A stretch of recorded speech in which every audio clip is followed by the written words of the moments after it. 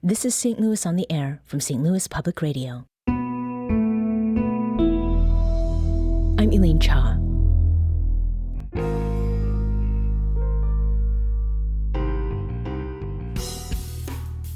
On Tuesday this week, we learned that the fate of abortion rights in Missouri will be decided on the ballot in November. But how we got to this point tells us a great deal about the state of politics in the Show Me State. Missouri is in a unique position. After the Supreme Court's Dobbs decision 2 years ago, it became one of 14 states that moved to ban abortion in almost all circumstances, and Missouri's ban was the first. And depending on what voters choose in a few short months, that ban could be overturned. To talk about Missouri's political journey to this moment and discuss what voters will be choosing in November, we welcome St. Louis Public Radio's statehouse reporter, Sarah Kellogg. Sarah, it's great to have you back on the show. Good to be back, Elaine. So let's start with the basics here. This week, Missouri's Secretary of State announced that a proposed constitutional amendment, which would end Missouri's abortion ban, had gathered enough signatures to appear on the November ballot. What does that mean for voters in November, Sarah? So as you said, the number one thing is it undoes the state's abortion ban, which right now doesn't allow for any exceptions for rape or incest, only for medical emergencies. But it also allows for abortion up to fetal viability, which is generally recognized to be about the 23, 24-week mark. It also bars the government from denying someone access to what the amendment calls reproductive freedom. And that not only includes abortion, but also access to prenatal and postpartum care and birth control. And then finally, it also allows the legislature to pass legislation regarding or regulating abortion after fetal viability, as long as it doesn't put the mother at risk both physically and mentally. Mm-hmm. So, Sarah, at one point there were multiple abortion initiatives being proposed. What were those options, and how did we get down to this one? Yeah, so Missourians for Constitutional Freedom is the group behind the amendment that's going to be on the ballot in November. And they had 11 petitions initially filed that had kind of varying degrees of differences. And eventually they withdrew all but the one that is going to be on the ballot. But there was another set of petitions from Jamie Corley, who is a Republican. She was also a candidate for Secretary of State. Hers were more moderate than just one that was on the ballot. One allowed for abortion up to 12 weeks. Another just created exceptions for abortion in case of rape and incest. But, as Corley told us, she didn't want there to be competing amendments. So ultimately, she withdrew hers, which left the one that will be on the ballot. Mm-hmm. Now, GOP opposition to this ballot initiative, certainly there are many Republicans who are not in favor of this. And Missouri Secretary of State J. Ashcroft fought in court to change the description of this initiative. Why is that, Sarah? And what were the changes that he wanted to see? Yeah, so when an initiative petition kind of goes through the process, it is up to the Secretary of State to create the ballot language, but that can be challenged in court and was challenged in court by the ACLU. And ultimately, the Western District Court of Appeals ruled that Ashcroft's summary of the amendment was, quote, replete with politically partisan language. So they did not like his amendment or his language for the amendment, and it was struck down. And ultimately, language that was written by Cole County Circuit Judge John Beadham, that's what was used, and that's what's going to be on the ballot. So there was accusations that his language was partisan in anti-abortion light, and that's why they did go to court. Mm-hmm. Now, Missouri Republicans have tried very hard in the legislature to do something called initiative petition reform, and that strategy was meant to prevent what is now happening with this abortion ballot initiative. Sarah, remind us about that context. I mean, would IP reform change something about this process?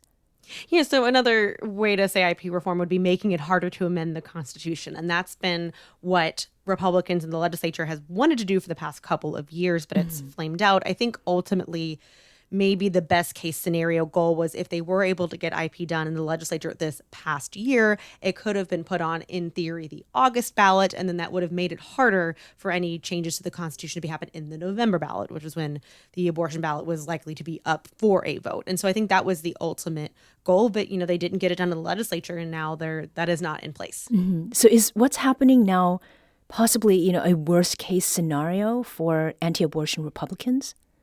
I mean, I think the second that IP didn't go anywhere, making that harder. I think there was definitely kind of concern. There was a big effort from Republicans to ask voters to decline to sign the petition in the first place.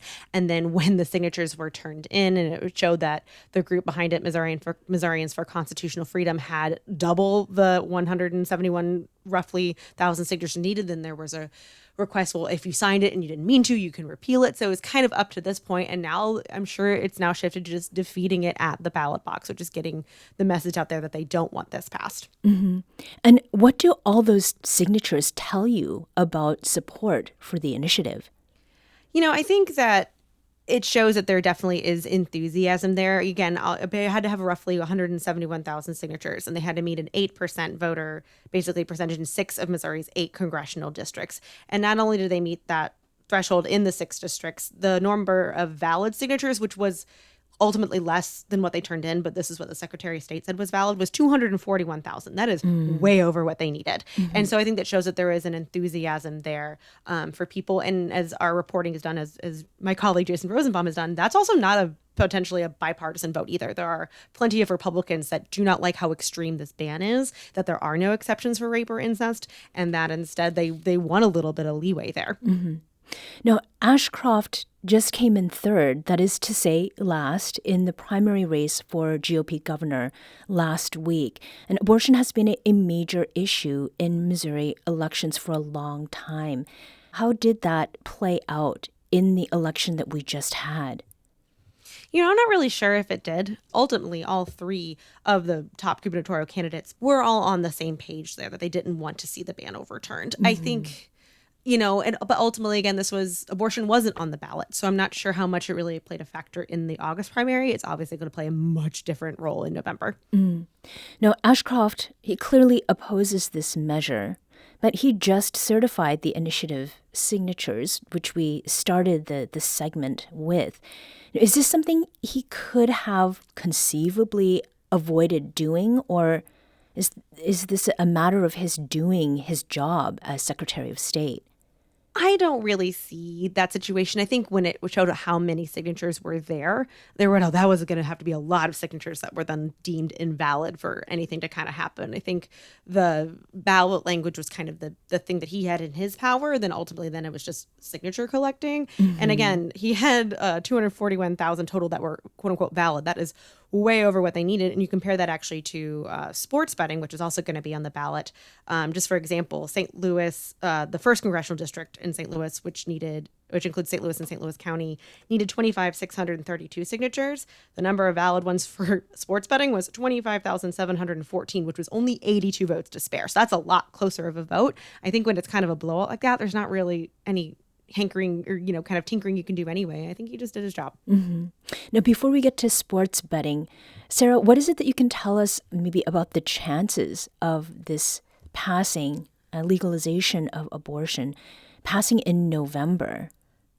The fact that there was this many signatures, that it was double what they needed, shows that there is momentum. And that's people canvassing and signing things. When it's on the ballot, when it's a simple majority of 50+1, I think there's momentum there. And as I said before with my colleague Jason Rosenbaum, he said that this isn't even just a Democrat or Republican issue. There are plenty of Republicans that are not happy with this total ban. So I definitely think it has momentum. Mm-hmm.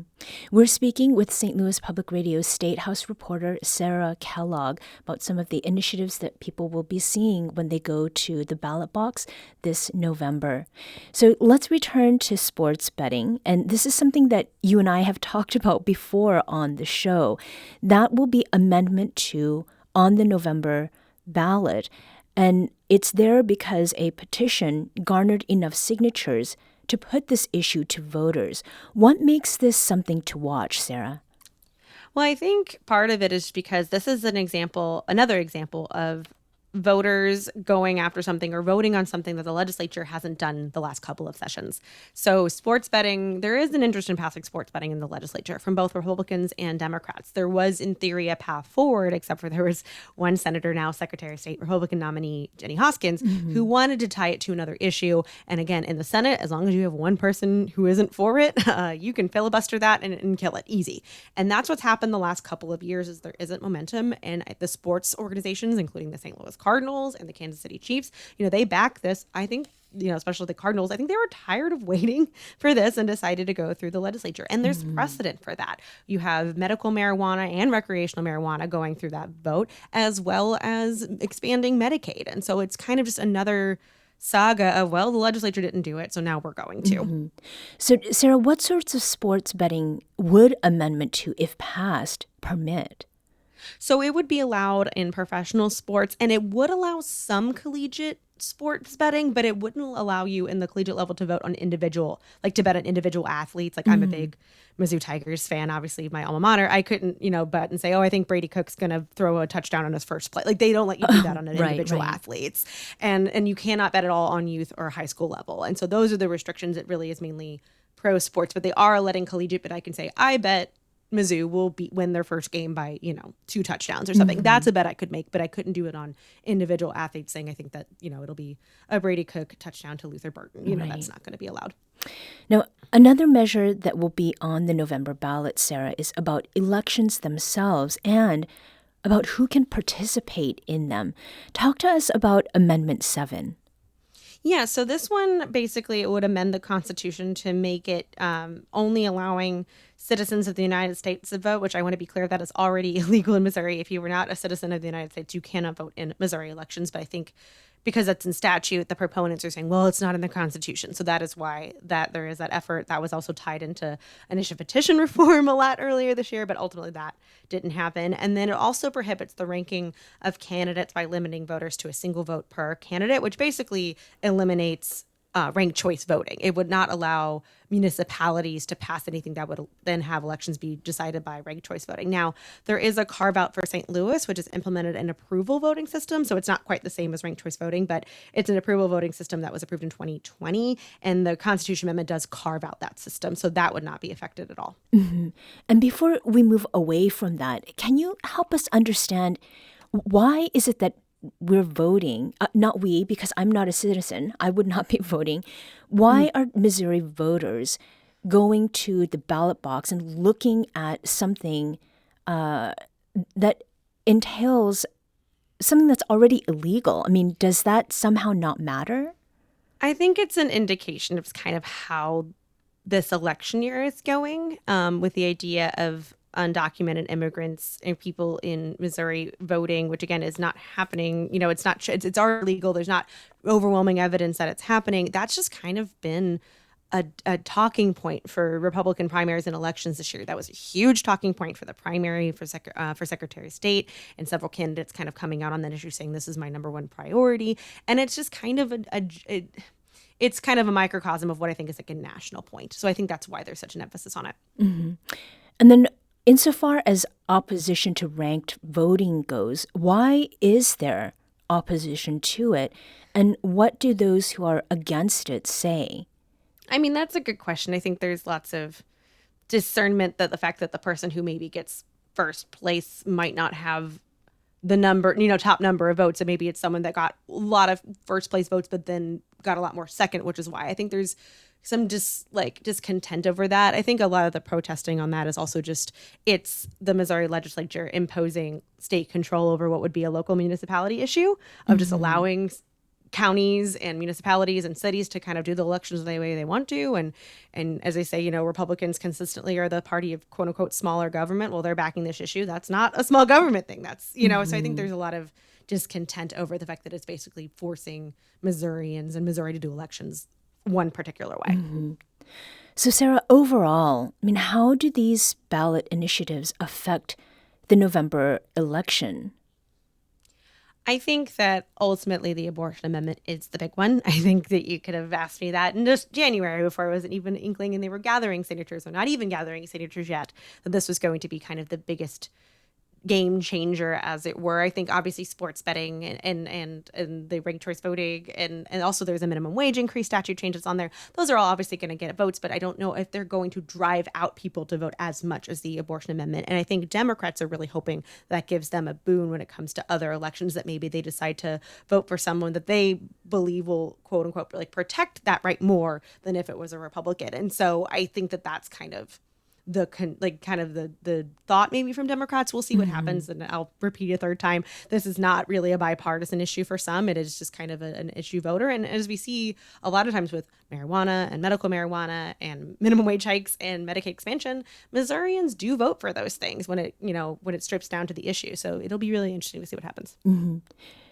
Sarah, you just got done with a very grueling primary season. Last week was quite the week. What is it that you're going to be watching for as we get closer to November, which is, just a few months from now? Are there angles that you'll be following or stories that you'll be looking for? I'm pretty, it's kind of a reset button after the primary, because then kind of the narrative changes now, because there's not really a question of who is the most progressive or who isn't, progressive, or who's the most conservative. So now it's a, Republican versus Democrat in lots of cases. So I'm curious kind of what issues they cling to and capitalize on. I don't know if I really have any angles yet. It's still August, but, you can ask me in a month. Sarah Kellogg is STLPR's Statehouse reporter. Sarah, as always, thank you for providing context and details on all things Missouri politics. You got it. Thanks, Elaine.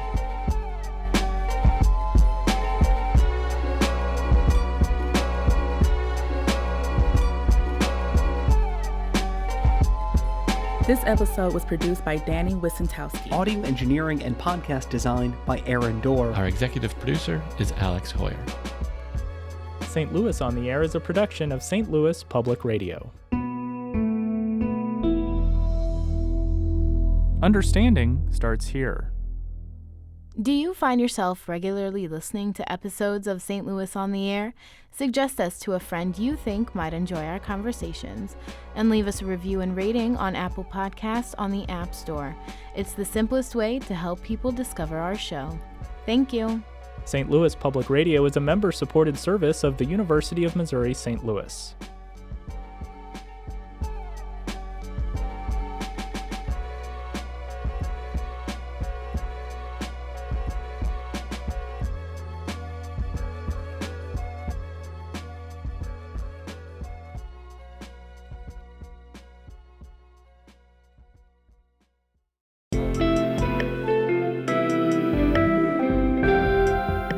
The Gateway brings you the day's news each weekday from around the St. Louis region and the state capitals in Jefferson City. Our schools are accredited. We don't need this bill. And Springfield. How many more years must pass before lawmakers see time is of the essence? I'm Abby Larico. Join me each weekday for The Gateway on the STLPR app or wherever you get podcasts.